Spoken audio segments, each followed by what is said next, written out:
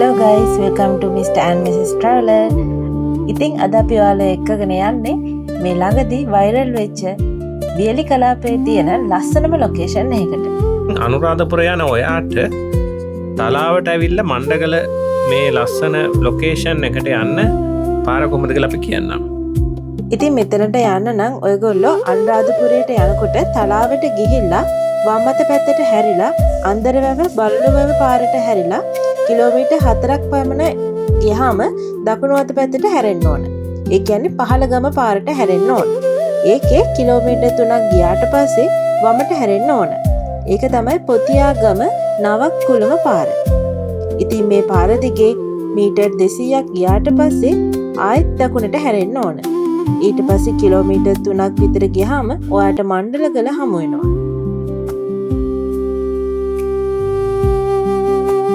Location එක හොයාගන්න එච්චර අමාරු නෑ. ඔයාට කාගෙන් ඇහුවත් මේ ලොකේෂන් එක හොයාගන්න පුළුවන්. මේ ලොකේෂන් එකට යන්න තියෙන පාර ටිකක් පටුයි. ඒ වගේම පොඩ්ඩක් පාර හබලන්. මේ ස්ථානය ගැන ගමේ මිනිස්සුන්ගෙන් ඇහුවා මේ මිනිස්සු ටිකක් ඒක ගැන කියන්න මැලිකමක් දක්වනවා.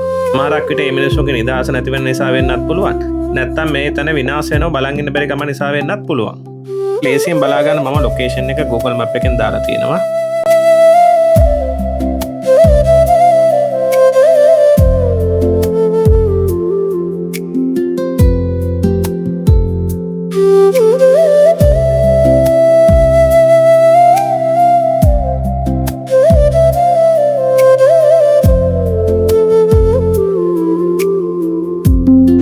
කොහොමද ඉතින් අද අපි ඇවිල්ලා තියෙන ලස්සන view point එකක් බලන්න.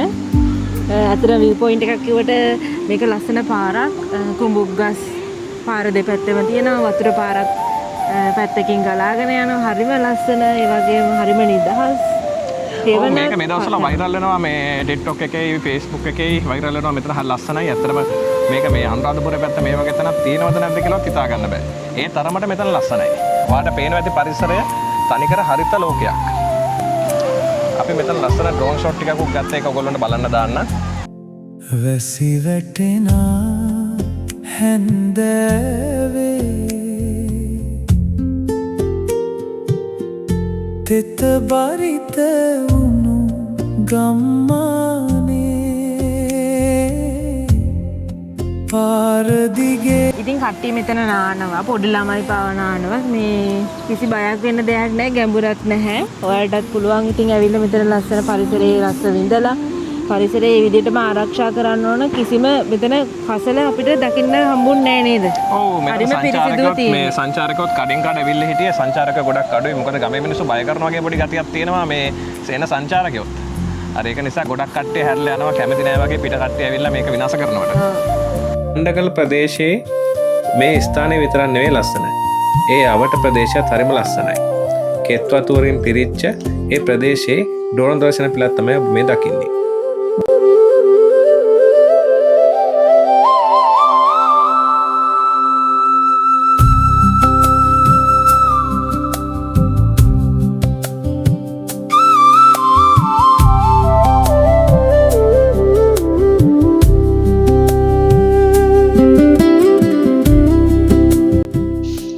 ඉතින් ඇත්තටම මෙතෙන්ට ආවම මට නම් මතක් වෙන්නේ අපි පොඩි කාලේ කියවපු කතා පොත්වල තියෙන සුන්දර ගම්මානයක්.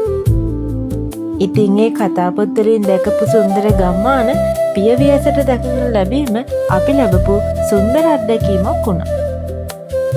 ඇත්තටම මට නම් හිතුනේ මේ ගමේ ඉපදුන මිනිස්සු කොච්චර වාසනාවන්තද කියලා.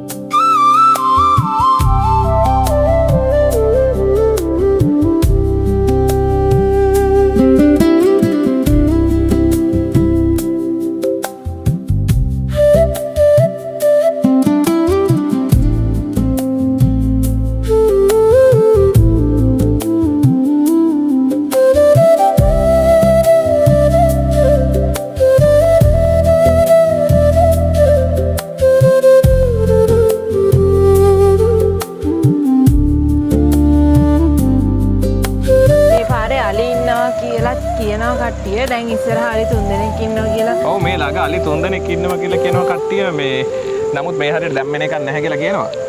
මොකද හවස් වරුවේ නම් එන්නේ ඇත්තට මේ හරියට බයයි. මොකද මේ හරිය ගොඩක් අලි ගෙවසන තැන. ගෙවලුත් තියෙනවා වටපිටාවේ පොඩි ළමයි ඇවිල්ලා නානවා. ඒ වුණාට මේ කට්ටියට ඉතින් පුරුදු ඇති. ඒ වුණාට ඉතින් අලි ඉන්න එක අන්සේෆ් කියන එක තමයි කියන්න තියෙන්නේ. ඔව් මේ හරිය ටිකක් අර සාමාන්‍ය මේ ওই අලි ඉන්න ප්‍රදේශවල වඩා ටිකක් මේ අලි වැඩිපුර ගැවසෙන ප්‍රදේශයක්. ඒක නිසා මේ හරිය පොඩ්ඩක් අර අලි ගැවසන වැඩි නිසා ටිකක් අන්සේෆ් ගතියක් තියෙනවා. අපිත් බයෙන් තමයි මෙතන බ්ලොග් එක කරන්න ආවේ. නමුත් ඇත්තට මෙතෙන්ට ආවහම නම් ඒ බයත් නැති වෙලා ගියා. හරිම ලස්සනයි. අපි ඉතින් මේ ඉදිරියේ තව ටිකක් ඉදිරියට යනවා ලස්සන බලන්න. බයෙන් තමයි යන්නේ කොහෙන් අලියෙක් මතුවෙද්ද දන්නේ නැහැ. ඉතින් බලමු ඉතින්.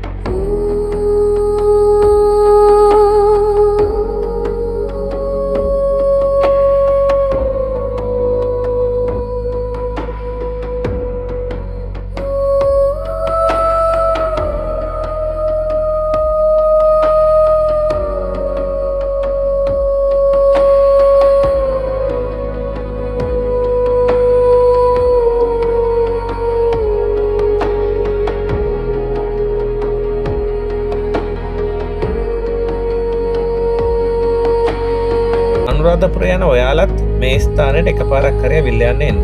හැබැයි මේ ස්ථානය විනාශ කරන්න එපා. මේ ස්ථානය තාම නොයදුල් ස්ථානයක්. මොකද පරිසරයේ තියෙන සුන්දරත්වය ඒ විදිහටම රැක ගන්න. තැන විනාශ කරන්න එපා.